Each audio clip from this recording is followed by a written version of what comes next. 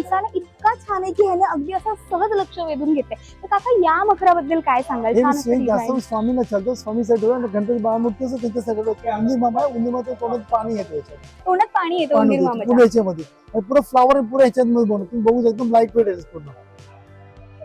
मखर जितका light weight आहे तितका सुंदर आहे. छान असे आर्टिफिशियल फ्लावर्स आहेत त्याच्यासोबत जसं गार्डन आणि दाखवलं सोबतच मूषकराज दिसतात. बाप्पाचं वाहन आहे.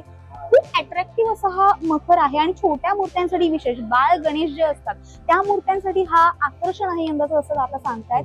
याशिवाय आपण पुढे याशी पाहू आपण बघू शकतो वरती ते महाराजांची राजमुद्रा महाराजा राज्याभिषेक उत्तरीवाले दाखव मावळे दाखव त्याच्या बरोबर हे सर्व त्या सब लहान मोठी साईज आहे प्रत्येकामध्ये.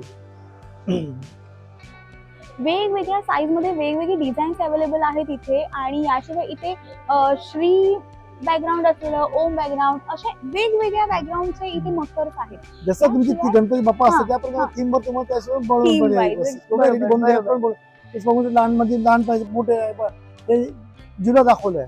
इथे झुला मखर सुद्धा दिसतोय. खूप छान आहे तो. याबद्दल आता काय सांगाल याची प्राइस एक्झॅक्ट काय आहे? 7,000 रुपये.